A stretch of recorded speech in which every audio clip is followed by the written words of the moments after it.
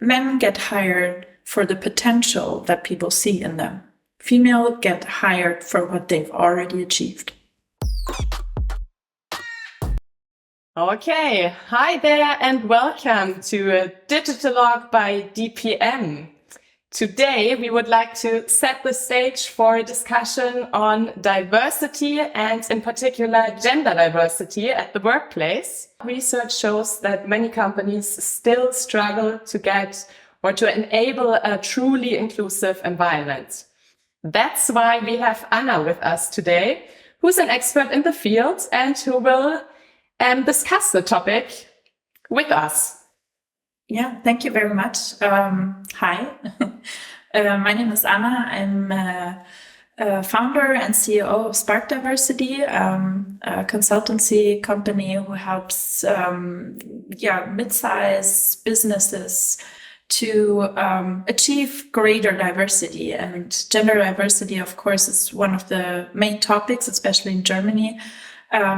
Because there's still so much to do, and it's very interesting and fun to do that. Yeah, we're very glad to have you today. Why would you say is especially gender diversity is such a big thing? Well, especially in Germany, this is a big thing. It's not in every country. On a global level, there are every country has their own history. And in Germany, there were many historical points in the past that led to the point that we still have an issue of gender diversity. There's political reasons for that. There is, of course, a lot of societal and ideas and stereotypes that make it very difficult for non-male people to achieve the same things. It's the difference of power and the difference of privileges that make it so difficult for non-male people. Yeah, and I say non-male people because I include more than just women. Yeah, there's non-binary people, trans people, and so on that are included in this as well. This kind of leads me to the next question, because would you say that it's exclusive in a way that we just focus on gender diversity for this discussion? I mean, we need to focus to achieve things, right? In order to make big changes happen, focus is key. But we should not forget that we all bring more than one dimension to the table. Kimberly Crenshaw in the 90s introduced us to intersectional view on feminism, or the intersectional view on diversity, which just means basically that we are more than just one dimension. I'm more than just a woman. True. Yeah. And even a white man can be gay or can be a trans man and can have, depression and so on. And therefore that person might have invisible but dimensions that you cannot see. And that's intersectionality. And if you have a Black woman who's gay and in a wheelchair, then you have 4 different reasons why she gets that she is discriminated for. So you cannot exclusively say we focus only on women, because you ignore that there's more than one dimension, as you said already.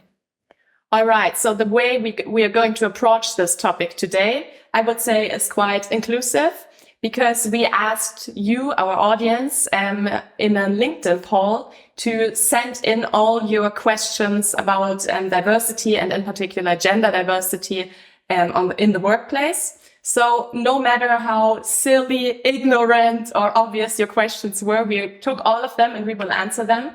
And for being honest, they weren't that silly. Most of them, I'm quite interested in your answers. Okay, the first question. What does a company have to do if they want to foster diversity? At what point can you call a company diverse? And what does it really mean? Sometimes I have the feeling that diversity is the new sustainable, and it's being used as a buzzword in a too inflationary way. Well, I mean, the thing with the buzzword, I experienced that a lot, especially we live in Germany. So in Germany, I barely use the word diversity anymore because people have like inner reactions to that word. So I use the German word most of the time because that kind of lowers the bar for them to jump on. What would be the German word? Vielfalt. Vielfalt. Okay. Yeah. Yeah. So yes, I understand where this comes from, but it focuses on the word there and not on the topic behind that, and that's the more important part. What is actually meant with it, and I understand where this comes from in terms of sustainability, but actually they're very much linked. So sustainability and diversity is in many companies very close together because the work they do is usually to talk to people and show them where we stand and basically define where we're going with this. So define where are the goals with this, what do we want to achieve with it, and so on. Concerning the questions, where do you start? Usually the diversity topic comes from the team. To start off with, I think the main first steps is, why do you want to do it? That's why I ask every client all the time, why do you want to do this? What is your inner motivation to do this? Because at the point where you start doing this, you cannot roll back because if people have expectations. You cannot roll back at the point when we start diversity in your company. So make sure what is your why, and then commit. And at that point, things get rolling. So you don't ask yourself anymore where to start. I would always advise go for the low-hanging fruits, pick them up, make sure you tell everybody why this is important. And actually, if I come into a project, I usually start with, I need commitment from C-suite and HR. If there is no commitment from that side, it will not lead to anything in the end. Now I forgot the other questions. So, what does a company have to do if they want to foster diversity? Oh, and this one's quite interesting as well. At what point can you call a company diverse? Well, I mean, there's certain diversity dimensions that you look at. And there's always an end to diversity. There's not natural ends to diversity. So if you have an engineering company and only 40% of the people who study engineering are female, so there's no chance that you can get, for example, talking about females in a company. It's just utopia to think that you can have 50-50 chance there, because those 40%, they are very much likely to have well-paying jobs because there are not many. Right? When do you call it diverse? I mean, that's a question that I would always ask the people who work there. Do you feel it's diverse? I would always go for the statistic that you have in your country. Like if there's 50% females, 50% males, and then whatever else there is. There's only so many Black people in Germany. There's only so many immigrants in Germany. There's, I don't know, I think it's 9% of the people have disabilities. So if in your company you have 9% people with disabilities, well, you're going good. Yeah, you're representing the population. Exactly. That's the point, to give like a perspective on the reality of the population of the society. Yeah. That's what I'm aiming for. But I mean, it's always wherever you come from. Yeah. And in which field are you? And I mean, this may be easier to tackle when you're looking at gender or people of color. Yeah. But if you go into, for example, sexual orientation, I mean, would you ask employees for it was also a question that came in, for their sexual orientation, or is that something that just doesn't belong to the workplace, or is something too private that shouldn't be approached? Well, I would change the view on that. Look at the statistics. check how many people are not heterosexual. And if you have like 100 employees in your company and nobody came out, this says something about the culture in your company. Okay. Mm-hmm. So you wouldn't make people or force them in a way to come out, but you would try to create an environment where they feel free to be their self and bring in their own self. Yes. Going back to the intersection between sustainability and diversity, because I think it's quite interesting. As here at DPM, as you know, we build digital products, and diversity is really one of our core values, because we believe that a more diverse team can bring sustainable solutions to life. Because how do you create sustainability when you bring in a big or a different amount of point of views, of backgrounds, of people who work on something? Because this ensures that your solution in the end is accessible, sustainable, relevant for a big target group, not excluding people. So I think you shouldn't say, or you shouldn't compare them or rank them against each other, but really see them as a link. Absolutely. Absolutely. 100% agree. What could be the first step to be fully inclusive beyond binary gender categories? Do we really need to wait for someone diverse to come out to make these steps? Aren't we this way implicitly discouraging diverse individuals to come out, apply, feel comfortable in our working environment? Wow, yeah. The first steps would be a question of mindset, if you ask me. Because at the point where you have an inclusive mindset, and that also includes know-how build-up. So you have to have a certain know-how to fully understand that you don't understand a thing. One of the first workshops I usually do with my clients is like a basis. Just set it off with understanding unconscious bias, understanding the different privileges people have, understanding the different dimensions there are, and understanding where I stand and understand the mindset. And at that point, you create a change in the brains of the people. So you can change processes, you can change KPIs and all of that. And it's super important to do that. I very much advise people to do that. But the real change happens when we all change how we talk to each other and behave. And no, it doesn't hinder people, actually. Because at the point where I feel safe, where I can create a safe space, where I don't have to think about, oh, can I come out being bisexual, or can I come out having a depression or whatever? That's the point where we can start to fully understand each other and find ways how everybody, like on an equal level, can bring their best selves to the table. And would you say that this makes trust a key component of a company culture? Because without trust, this wouldn't be possible? It's not possible.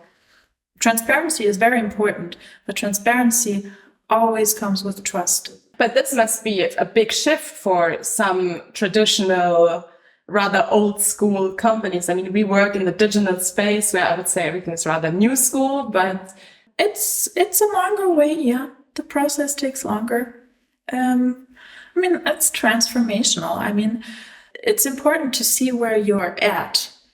And for a company that is very old school, everything is white men, they found it, they're the leaders, and so on and so on. They start at a different point, right? At Produktma, you have parity in your C-suite already. Yeah. So your point is somewhere fully different. But you can talk about, is it better or worse or whatever. I don't want to judge that. You just start somewhere else. Yeah. Right? And it's a process of learning and transformation, and you just start where you start, right? There's one question which came in, and I'm pretty sure it's from one of my coworkers, because the question was, or it related to what you just said, because it was, we know that we are somewhere further down in the process compared to clients or companies we work with. How can we tackle that? How can we bring in our style of working without being too intrusive? Or when it comes to, if you see the German language, you have the gendering, this little star that we use, and we may have clients who don't use it yet. How would you suggest to approach such a working environment?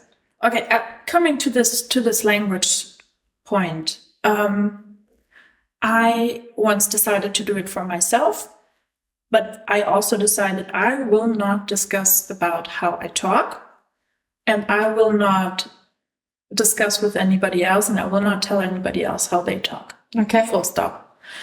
Because language is not the point. Language is not the point. It's the mindset that is the point. For me, it's not about if it's a star or whatever. It's the thought of, I want to be fully inclusive with what I do.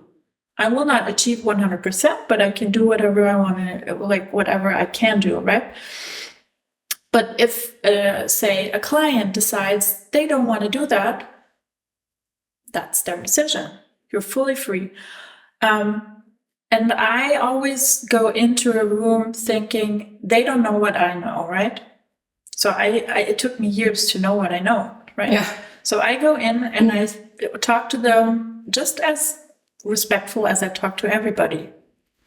And when I start with educational work, where I tell them what is unconscious bias, what is diversity dimensions, and so on and so on, at the point where they have knowledge, this comes with responsibility, right? But at the point where you don't have knowledge, what is there to expect, right? You cannot go into a room and say, hey, I speak Chinese, so everybody in this room, you better speak Chinese. Yeah. It doesn't work. So I would always go in there, and honestly, most people, they're not mean, they're not bad people. They don't know better. They don't know better. Yeah. And that's fine. Like I don't judge anybody for not knowing something. And I know this is a discussion that we had here as well a couple of weeks ago or months ago. If you would have a client that is super traditional as well, a male-led company, big boys club, and you know that the project team is a male team as well, would you then say, okay, I bring in a female team? Or would you rather say, let's have a team that also consists of males, because the females in your team may feel uncomfortable with the only male team on the client side? I mean, I wouldn't decide for somebody else. Like, ask the other people in the team what they think is best. And then think about your own values, because you cannot decide for your client. Never. I cannot decide. Even if I do a wonderful, great workshop, what they do with it is not in my power. Same goes for the situation you just described. So basically, if you go into this project, and you know from the other side there's only white males, you know that. Just check on your own values. How do you want this world to work? How do you want this project to work as a team? And then decide as a team, maybe the females don't feel safe in this environment, or maybe there's a possibility where there are a few males that can be male allies to the females and make this space safe for them. And at the point where there is a team meeting with that client, and that client says something discriminating or something they don't know better of, maybe it's the men to step in and say, sorry, we don't talk to each other like that. Maybe we can go back to being talking about the project, talking about the goals, and not being disrespectful with each other. I think your example shows quite well that feminism is not just a female topic, but we need men as allies to step forward in the whole process. Yeah, and there's so many benefits for men in feminism, so many benefits. What would you say are the most or severe challenges that companies face to get people out of their cages? Oh, the German angst. the German. No, there's a lot of. I really think that people fear the change in many companies. They fear what comes out of that. The higher the hierarchy is, the more difficult it gets because it then starts to be power play, right? And nobody wants to give away their power for anybody. But nobody wants to take anything from anybody, to be honest. Like, nobody fires somebody because they're male, right? Nobody does that. You don't get a cost cut because you're a man. You don't get less money because you're a man. That does not happen. Yes, agreed. However, if we're thinking, or another issue or a topic that's discussed a lot in Germany is the quota, especially in senior leadership positions. And this gives an advantage to females in some way that I can, to some extent, understand, but it scares the old boys club. Why? Because they may have the feeling that someone just gets hired because of gender and not that's professional skills. Yeah, that's what they've been doing for years. True. They've been hiring men for being men, not for their skills.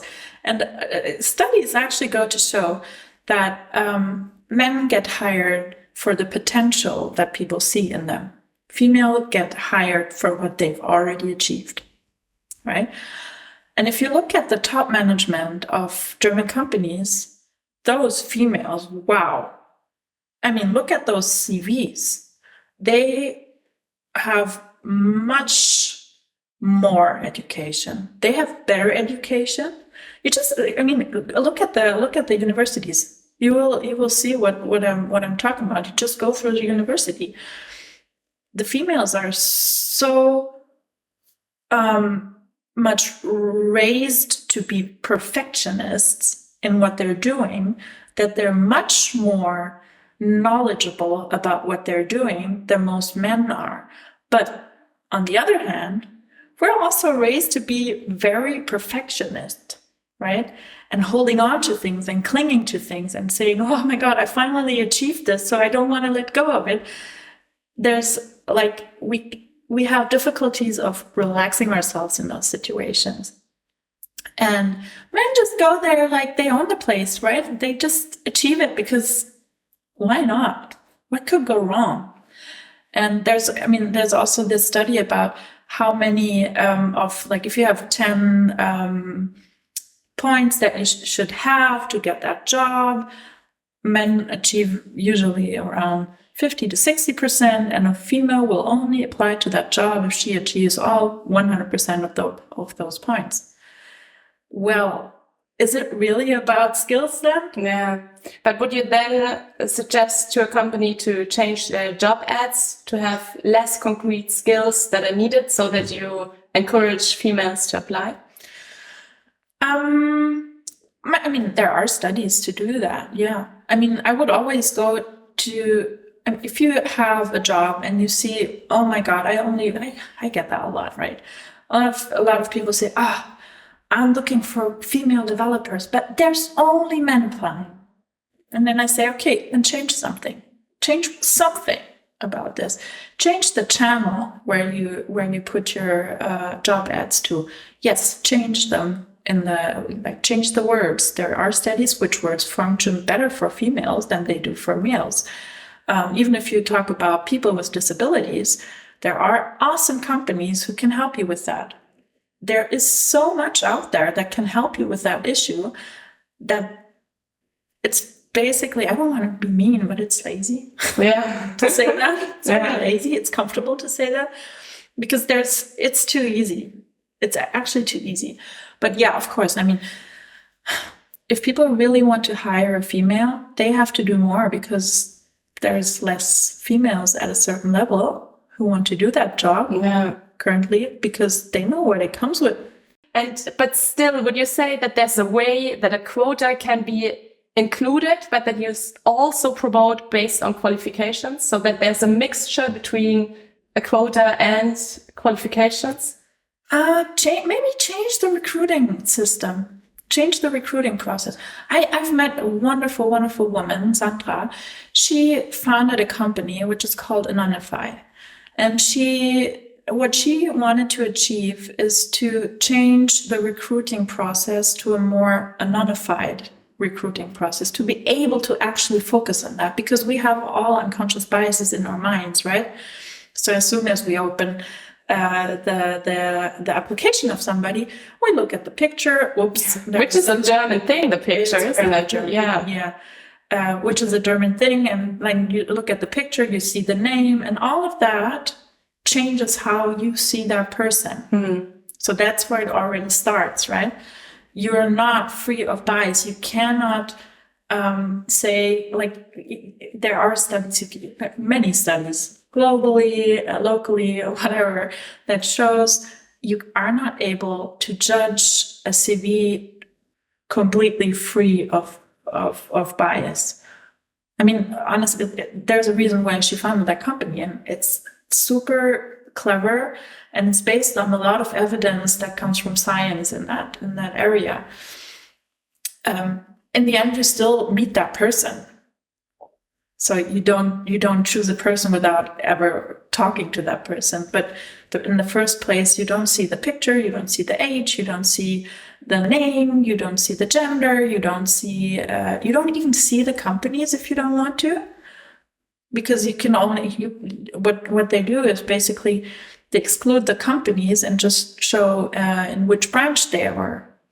But what is important about the company they work for? You can say, okay, maybe the last company shouldn't be, I don't know, a major competitor. Yeah, maybe that helps too. Yeah. But you can decide on all of that and have them answer one or two questions that are important to you. But in the end, why make it more difficult for yourself? What we do here and what we've talked about recently was cultural fit interviews. Because what happens during these interviews, of course, the reason why we do it is to make sure that we hire people that comply with our values, our mission, and share the same vision. But what happens in these interviews is often that, of course, it ends in a personal conversation, and then there's like, oh yeah, you're climbing as well, and you're also from XYZ, and then you kind of do exactly opposite what you want to do. It happens that you hire people that are like you. What would you suggest to make such an interview less biased? Well, you cannot make yourself free of bias. I mean, you can try to make biases more conscious, to make those decisions more conscious. I would go away from the concept of cultural fit. Okay. To a concept of cultural add. Oh, that's interesting. Yeah. Okay. Because if you go for cultural fit, you will always go for what you just said. Yes. Yeah. Yeah, exactly. But if your value is diversity, go for cultural add. Value that person does something you've never done before. Yeah, what I hear from you is that the whole hiring part or the whole thing is very much about training people and changing mindsets and getting new points of views. Yeah, but I mean, you can do a lot of things per design. I mean, if you go with inclusion by design, you can have processes that make the probability of hiring somebody more diverse higher than with the classic ways of hiring somebody. And honestly, most of the companies, they go with who they're, bonding with. Yeah. And then you have affinity bias, which makes you like people more who are more like you. Yeah. So for instance, I'm a mother. So if I meet other mothers who are working full time and badass, yay, I will go there and embrace them and say what kind of awesome people they are. Yeah, that's because I know how hard it is. Yeah. So I know in which boots they're walking. But I mean, I learn a lot from them, to be honest. And you learn a lot from mothers who work full time, but also from dads. How can I show my understanding that individuals are different and there are reasons for different mood cycles like PMS without naming the obvious? Why would you not name the obvious? That's exactly what I thought when I read this question. I guess it was a male that posed that question. I wouldn't go for that, but I mean, there are the whole thing about periods is always that it comes with so much shame. Okay, here's the thing, yeah? 50% of the people of the population ovulate and have periods. Mind blowing, I know. That's the reason why we're all here. Without that, we wouldn't have any children, and that's how it is. And by the way, men also have hormonal changes. They just work differently, and they have emotions. They have like all of the same thing that we also have. We all have mood cycles that go on, and that's all fine. I think what we should change is, first of all, don't make it an embarrassing thing. We all have it. It's good.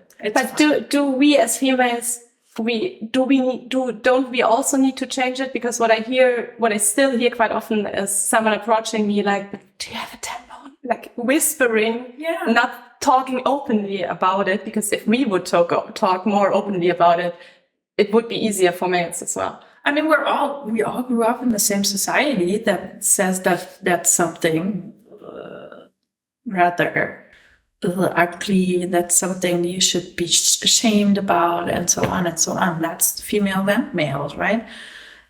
Talking about mood swings. The question is, why would you talk about mood swings in comparison to PMS? PMS is just symptoms that you have. Stay at home because your tummy hurts. That's what we all would do. Why be ashamed about because you have a uterus? No, don't. Just stay home because you don't feel well. You're not going to be productive that day, so just stay home. A provocative question on that. I had a conversation with a friend of mine. She's a super successful lawyer, and they are billing their clients in a 7-minute cycle. So every 7 minutes, she has to write down what she did. And she tried to cope with her male colleagues all the time. She is working super hard. And she came to a point where she said, okay, it's just not possible for me to bring the same performance to the table because I have my period. The female body is different. I just can't match with their performance. I 100% bet that overall she does more than they do. 100%. The thing is, what we think, what other people do and what they really do is something different. Nobody is able to work 8 hours, 10 hours straight without any lows and highs of their moods, of their productivity. And when we free ourselves from that, it makes things a bit easier. And I know that this pressure of billing your times or logging your times does something to your thoughts. But as I said before, females are, as girls, already raised to be perfectionist. Men and boys are raised to be brave. And this perfectionism sometimes does not help us. Because do you really think that everybody in this company, 100% of the billing time, just sat there super productive and working on this thing? No, that's not true. That's not true. Most of the people, get up, get a coffee, or think about something for a second and, procrastinate, or listen to some cool music and get, drawn away or something. That's super normal. That's human. We're all humans, right? And it's not true. You're not less productive. So perfectionism is the female enemy. Yeah, but we get raised like that. Yeah. To get rid of that is super difficult. Okay, next question. Is there too much diversity or can there be too much diversity within a company? Is there too much air or is... I love how you tackle the questions. I mean, if we look on this question globally? No, there is not. I mean, what would you do with an answer like yes? Does that validate anybody? No, in the end, it's quite easy. No, there is not. There is not too much diversity, because in the end, if you have 10 people at the table and everybody comes from a different background, you have 10 different perspectives. Good for you. Every perspective counts. Every perspective is interesting. There's not too much diversity. But I know where the question is coming from, or I can imagine what the sender thought, that it may be harder to manage if you have too many point of views, too many different backgrounds. There's this saying in German, zu viele Köche verderben den Brei, that it's harder to align and find one way forward. I would give it a try. Okay. I don't think that really happens. The studies show difference. The studies rather go to show that you're more successful, more efficient, more productive, the more diverse you are. And maybe it also refers or goes back to having a strong mission and core values that align people and bring them together, even though they're coming from different perspectives. Yes. Last question. How can companies measure their progress in promoting gender diversity and inclusion? Measure the progress. I mean, there's KPIs like quotas. I would always go for gender pay gap. If you don't have like super transparent and clear processes about payment and salaries, I would go for gender pay gap all of the time, because that shows a lot. Then quotas, level-wise, always go for that. And then some things you cannot 100% measure. Like I said before, if you want to measure LGBTQIA plus people in your company, well, just do the math. But I would focus. Like I said before, the more you focus, the easier it gets. So if we're talking about, I don't know, something between 10 and 20 different diversity dimensions, focus on the ones that ache you the most. Yeah. And go with those KPIs, measure them, find KPIs that fit your strategy and your values, and don't make it too complicated. The more complicated you make it, the more difficult it is for your company to stick with it. So maybe it's only 3 to 4 KPIs. And if you reach those goals, change your KPIs. Or go to the next dimension. Go to the next dimension. I mean, I know intersectionality, I know all the diversity managers in my brain telling me, no, but you cannot differentiate. You need to focus. Maybe it's 2. And there are cultural reasons to go for specific ones. And Germany, usually it's gender, race, disability, and then age. You just check what is the main issue you have in your company, achieve that first, then you have the biggest part already. And the rest, it'll come with time. And I would say, set your goals, set your KPIs that come with your priority. If you achieve those, go to the next one. Just like you do with every other project. Yeah. How do you see the wave of cisgender professionals exposing their obvious preferred pronouns on business platforms such as LinkedIn? What effect does it have on the workplace for non-cis individuals? That's a very good question. I think it's positive, because especially trans people and non-binary people, they get exposed all the time. So because people see them as different, yeah, so they get exposed all the time. At the point where the cis mass, shows their she, her, whatever's on the platforms, they're not special and don't get exposed. You make it more normal. But you just make it normal. And you don't think because at the point where you put your pronouns in, only if you're trans or non-binary or whatever, you're the special cookie again. And want to normalize these people, right? You want to normalize every person. And at the point where you want to normalize it, we all have to do it to get there, right? And that's inclusion. That's inclusion. And that's an act of allyship, basically. To just make it more normal to show your pronouns, because you don't know. I mean, I have a 5-year-old kid, and they ask me all the time, is this a boy or a girl? Is this a man or a female? I always answer, I don't know. I haven't asked them. Yeah. You don't know by looking at somebody what their gender is. You just cannot 100% know. I have 2 kids as well, and they are 3 and 4, a boy and a girl.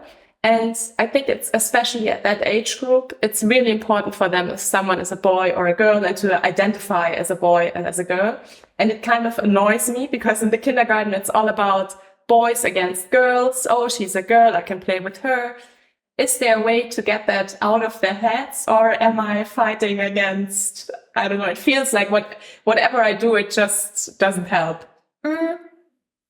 First of all, kindergartens, they don't do a good job that way. They imprint that. They don't have a lot of know-how and education about this topic. And the stereotypes start from very young age. Like they did a study with kids at the age of 18 months.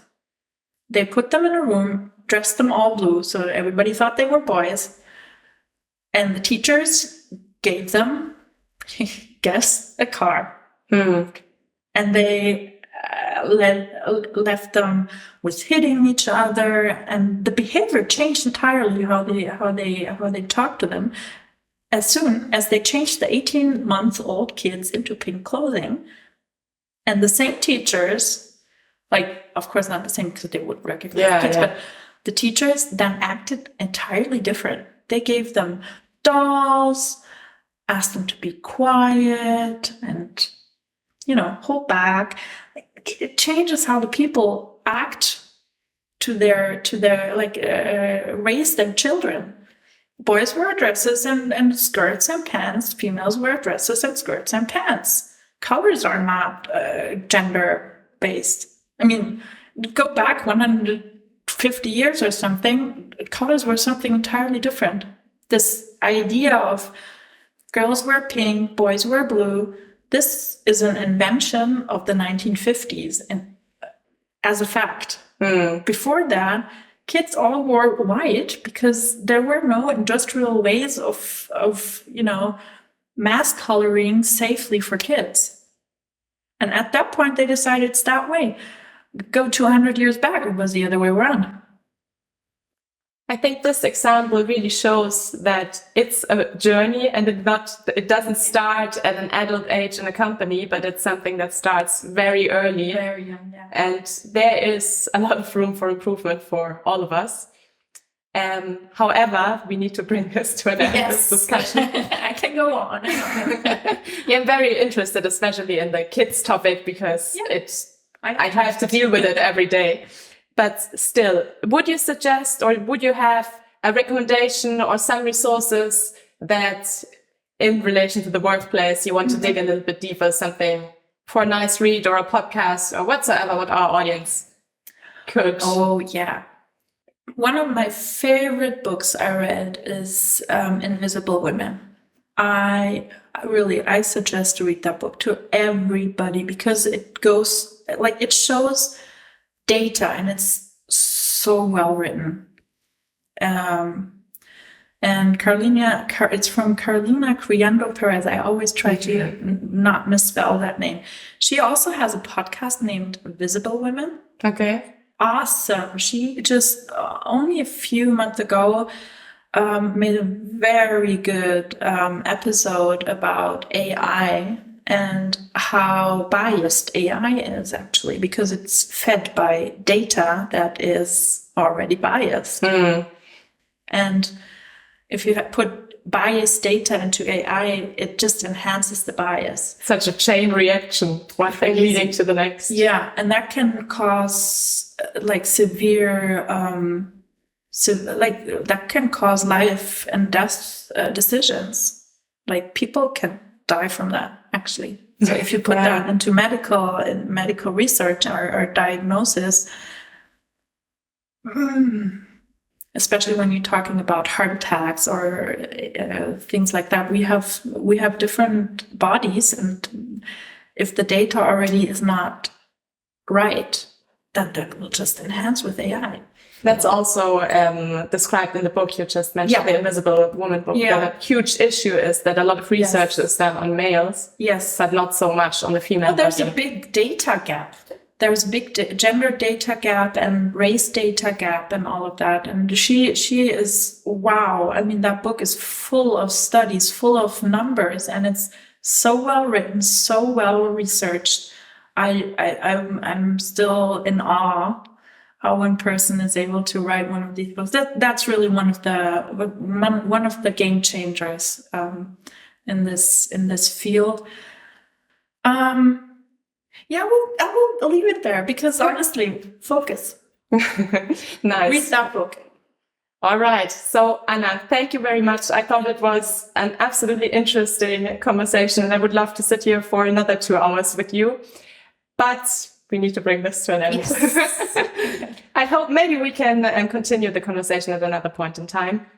But for today, thank you very much again. Thank you guys for watching. And if you have any further questions, comments, feel free to reach out at any time, and hope to see you in the next episode. Bye-bye. Bye.